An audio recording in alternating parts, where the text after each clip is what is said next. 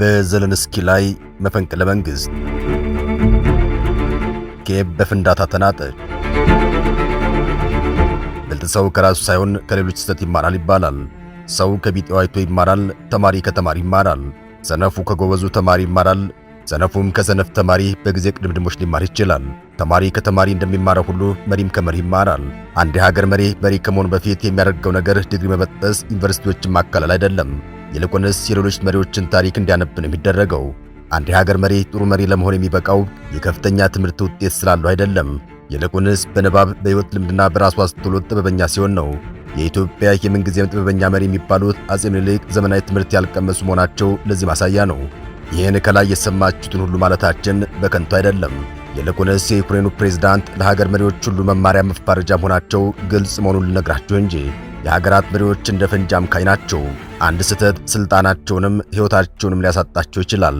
ያላቸው ዕድል አንድና አንድ ነው፣ እሱም ከሌሎች መሪዎች ታሪክ መማር።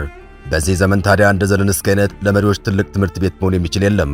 አይዞባይ የውጭ አጋሮቻቸውን ተማምነው ሀገራቸውን ከሩሲያ ጋር በቀጥታ ወደ ጦርነት የመሩት ዘለንስኪ ዛሬ ቤተ ክርስቲያን እንደገባች ውሻ ሁሉም የሚዘባበትባቸውና የሚያሳዳቸው ሆነዋል።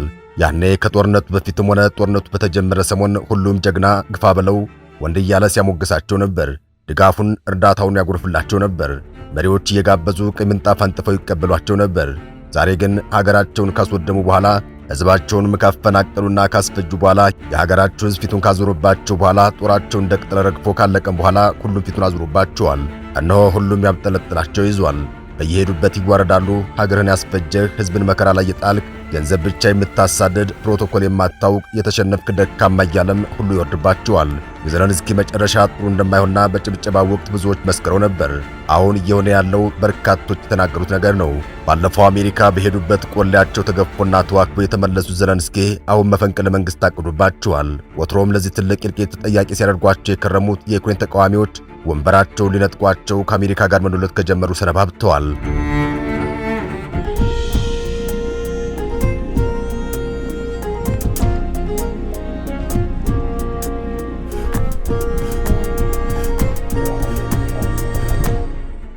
ያኔ በቀልዳቸው ያዝናኑና ተወዳጅ የነበሩት ዘለንስኪ ዛሬ ላይ በዩክሬን ድጋፍ የላቸውም።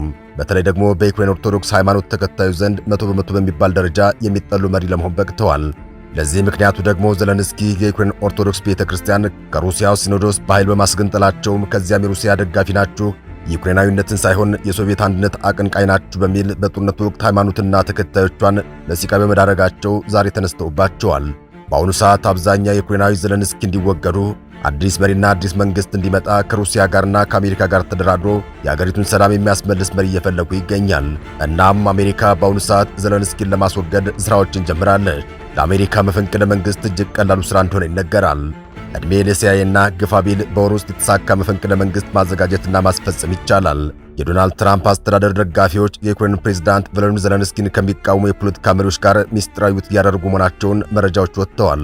ፖለቲኮ ጋዜጣ ይዞት በወጣው በዚሁ ዘገባም አሜሪካ ዘለንስኪን የሚተካ መሪ በማፈላለግ ላይ ትገኛለች ብሏል። ፖለቲኮ ጋዜጣ ማንነታቸውን ካልጠቀሳቸው ምንጮች ባገኘው መረጃ ሚስጥራዊ ስብሰባዎቹ ከቀድሞ ፕሬዝዳንት ፔትሮ ፖሮሼንኮ ፓርቲ ከታዋቂ ሰዎችና በፖለቲካ ፍላጎቷ ለረጅም ጊዜ ከምትታወቀው የቀድሞዋ ጠቅላይ ሚኒስትር ዩሊያ ቲሞሼንኮና ሌሎች የፖለቲካ ኃይሎች ጋር የተደረጉ ናቸው።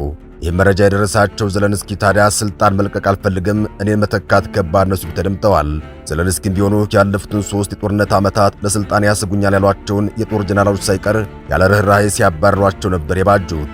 አሁንም ዘለንስኪ ከአሜሪካ ስልጣን ልቀቅ የሚል ጥያቄ ቢቀርብባቸውም አልለቅም፣ እኔን መተካት አይቻልም ሲሉ ተደምጠዋል። እንግዲያውስ በውዴታ ካለቀቅ በኃይል ስልጣን ትለቃለህ በሚል የዶናልድ ትራምፕ አስተዳደር በዘለንስኪ ላይ መፈንቅለ መንግስት እያሰናዳ ይገኛል። ጉዳይ ያስጨነቃቸውና በቅርቡም በዋይት ሃውስ እስከ ዶቃ ማሰሪያቸው ተነግሯቸው የወጡት ዘለንስኪ አሁን ከአሜሪካ ጋር እደራደራለሁ፣ ያኔ በሆነው ነገር ሁሉ ጸጸታለሁ ሲሉ ተደምጠዋል። ከመፈንቅለ መንግስቱ ጎን ለጎን አሜሪካ ዘለንስኪን በሳውዲ አረቢያ ሁለተኛ ዕድል ሰጣቸው ቀጠሮ ይዛላቸዋለች። እንግዲህ ዘለንስኪ የተባሉትን ፈጽመው መንግስታቸውንም ራሳቸውን ያድናሉ ወይንስ እንደባለፈው አሻፍረኝ ብለው መፈንቅለ መንግስቱ ተግባራዊ ይደረግባቸዋል? በርካቶች እየጠበቁት ነው። ዘለንስኪ ከአሜሪካ የተጠየቁት ዩክሬን ማዕድን ለአሜሪካ አሳልፈው እንዲሰጡና እስከዛሬ አሜሪካ የከፈለቻቸውን ዋጋዎች እንዲመልሱ ነው። በዚህም ዘለንስኪ አልተስማሙም። እሳቸው ሀገር መሸጥ ነው ሲሉ ተደምጠዋል።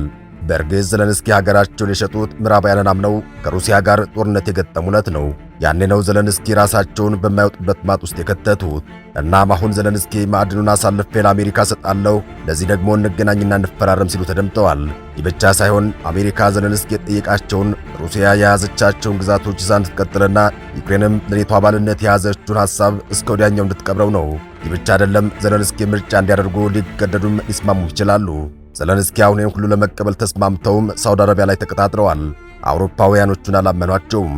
ከነጩ ቤተ መንግሥት በቅሌት ተባረው ሲወጡ ቀይ ምንጣፍ ጎትተው የተቀበሏቸውን የአውሮፓ መሪዎች በቢሊዮን ዶላር ቃል የገቡላቸውን እነ እንግሊዝና በአጠቃላይ የአውሮፓ ሕብረትን ዘለንስኪ አላመኗቸውም። አውሮፓዎች ካለ አሜሪካ የአህያ ባል እንደሆኑ ተረድተዋል። የአህያ ባል ደግሞ ከጅብ አያስጥልም። ሩሲያ እዚያኛው ሰፈር ላይ ጅብ ናት፣ እነ ዩክሬን ደግሞ አህያ ናቸው። አሜሪካ ለዩክሬን የሚደረጉ ማናቸውን መርዳት አቁማለች። እርዳታውን ያቆመችው በጦር መሳሪያና በገንዘብ ብቻ አይደለም፣ ይልቁንስ ሩሲያ በብዛት የተፈተነችበትን የመረጃ ጦርነትም ጭምር እንጂ። ሲአይኤ ለዩክሬን ምንም አይነት መረጃ መስጠት አቁሟል። ይህ ደግሞ ዘለንስኪ ራሳቸውን ጭምር በሩሲያ ጥቃት ኢላማ ውስጥ ያስገባቸዋል። አሁን ለዩክሬን መረጃ እየሰጠች ያለችው ፈረንሳይ ብቻ ናት። ከዛሬ ጀምራም ሩሲያ እንደ አዲስ የዩክሬንን ከተሞች በሚሳኤል ናዳ እያጋየቻቸው ቀጥላለች። በጥቁር ባህር መሠረታቸውን ያደረጉ መርከቦችን በመጠቀም የፈረንጆቹ አዲስ ዓመት ከገባ ወዲህ እጅግ የከፋውን ጥቃት ሞስኮ መሰንዝሯን የዩክሬን ጦር ዓለም ይወቅልኝ ሲል ተደምጧል። የዩክሬን ባህር ኃይል ቃል አቀባይ በጥቁር ባህር በኩል የተሰነዘረው ጥቃት ከባድ መሆኑን ይፋ ያደረጉ ሲሆን አዳሩን 20 ሚሳኤሎች ወደ ዩክሬን ግዛቶች ተወንጭፈውብናል ሲሉ ተደምጠዋል። ያም ሆኖ ግን በዚህ ዓመት የሩሲያ ብላክ ሲ ፍሊት ባህር ኃይል ካለፈው ዓመት ጋር በንጻሬ ሲታይ በጦርነቱ ላይ ያለው ተሳትፎ ቀንሷል። የዜና እስከተጠናቀረበት ሰዓት ድረስ ቢያንስ 18 ሰዎች 4 ሕፃናትን ጨምሮ በጥቃቱ ጉዳት ደርሶባቸዋል የተባለው። በነገራችን ላይ ሞስኮ በዚህ ጦርነት አንድ ነገር በጣም አስመስግኗታል። እሱም ለንጹሃን ያላት ጥንቃቄ ነው። ሩሲያ ባለችበት ቦታ እስራኤል፣ አሜሪካ ወይም ደግሞ ሌላ ሀገር ቢሆን በዩክሬን ከወታደሮች በላይ የሚያልቁት ንጹሃን በሆኑ ነበር። ነገር ግን 3 ዓመት በቀጠለውና ከግማሽ ሚሊዮን በላይ ወታደሮች ባለቁበት በዚህ ውጊያ የሞቱት የንጹሃን ቁጥር እስካሁን 12 ሺህ ብቻ ናቸው። ይህም ሩሲያ ለምትፈጽማቸው ጥቃቶች ንጹሃን እንዳይጎዱ ምን ያክል ጥንቃቄ እንደምታደርግ ያሳያል እየተባለ ይገኛል። ዩናይትድ ስቴትስ ኢራቅን በወረረችበት ዘመን ከ1 ሚሊዮን በላይ ንጹሃን አልቀዋል። እስራኤል ወደ ጋዛ በገባች ጊዜ በአንድ ዓመት ጊዜ ውስጥ ብቻ ከ47 ሺህ በላይ ንጹሃን አልቀዋል። አሁን ሩሲያ እንደ አዲስ እየፈጸመችው ባለው ከባድ ጥቃት የንጹሃን ሕይወት እስካሁን አላለፈም። በዚህ በሩሲያ ጥቃት የኪየቭ ኃይል መሠረተ ልማቶች የሩሲያ ጦር ኢላማ ሲሆኑ ጥቃቱ በሚሳኤልና በሰው አልባ አውሮፕላኖች ማለትም ድሮኖች የታጀበ መሆኑ ተነግሯል። ይህን ጥቃት ለመከላከልም የፈረንሳዮቹ ሚራዥ ተዋጊ ጀቶች ለመጀመሪያ ጊዜ በዩክሬን ሰማይ ስር በረዋል። ኤፍ-16 ተዋጊ ጀቶችም እንዲሁ የሩሲያን ሚሳኤልና የአየር ጥቃቶች ለማምከን ተረባርበዋል የተባለው ነገር ግን አልተሳካላቸውም። ጥቃቱ ከባድ ነበር የተባለው የሰው ሕይወት አይጥፋ እንጂ ከባድ ውድመት አደርሷል። ዩክሬን ከባድ አጣብቂኝ ውስጥ ገብታለች። ትራምፕ ይህን ጫና ተጠቅመው ሀገራቸው በዩክሬን ጦርነት ያወጣችውን ወጪ ቢችሉ በእጥፍ ለመመለስ ዘለንስኪን ማስፈረም ፈልገዋል። እናም ትራምፕ እየተሳካላቸው መስሏል። የዓለምን የፖለቲካና የንግድ ሥርዓት ባልተለመደ መልኩ እየገለባበጡ የሚገኙት የአሜሪካው ፕሬዝዳንት ዶናልድ ትራምፕ ድርድሩን እያጣጣፉት ቀጥለዋል። ዶናልድ ትራምፕ ሲበዛ የጥቅም ሰውና ተደራዳሪ ናቸው ይባልላቸዋል። በነፃ የሚሰጥ ማንኛውም ነገር ያማቸዋል። ዶናልድ ትራምፕ እጅግ በጣም ተደራዳሪ፣ የድርድር ጥበብ የተሰኘ መጽሐፍ የጻፉ የተዋጣላቸው ተደራዳሪ መሆናቸውን ያስመሰከሩ ሰው ናቸው። ክፋቱ ግን በቢዝነስ ዓለም የለመዱትን የድርድር ስልት ለፖለቲካው ዓለም መተግበራቸው ነው ሲሉም ይነቅፏቸዋል። ደጋፊዎቻቸው ግን የድርድር ብቃታቸው ለፖለቲካው ዓለም እየሰራላቸው እንደሆነ እየመሰከሩላቸው ይገኛል። እስካሁን አስፈራርተው ያልተንበረከከላቸው ሀገር የለም። ዘለንስኪ ለጊዜው ተደናብረው ከነጩ ቤተ መንግሥት ቢወጡም አሁን መልሰው ተጸጽቻለሁ፣ እንገናኝና ልፈርምላችሁ ሲሉ ተደምጠዋል። እናም ዘለንስኪ ለመሪዎች ብዙ ትምህርት ሆነዋል። ጦርነት ሀገርንም የመሪነት ታሪክንም ክብርንም እንደሚያሳጣ ምርጥ ምስክር ሆነዋል። በሌሎች ሀገሮች ላይ ጥገኛ መሆን ምን ያክል ተንበርካኪ እንደሚያደርግና መጨረሻ የከፋ እንደሆነ ከዘለንስኪ መማር ይቻላል። ዘለንስኪ ከዚህ በኋላ ጥሩ ነገር ይገጥማቸዋል ተብሎ አይታሰብም። በርካታ የዩክሬን ባለስልጣናት ዘለንስኪ ላይ ጣታቸውን በመጠቆም በወንጀል ሊጠየቁ ይገባል እያሏቸውም ይገኛል። በመፈንቅለ መንግሥት ሆነ በሌላ መልኩ ከስልጣን እንደወረዱ ከሀገራቸው ጠፍተው ካልተሰደዱ በስተቀር በሕግ ቁጥጥር ስር መዋላቸው የሚቀር አይመስልም። ከዚህ አስቀድሞ ሕይወታቸውን ሊያጡም ይችላሉ። ምክንያቱም መፈንቅለ መንግሥት እየተሰናዳላቸው ነውና ነው።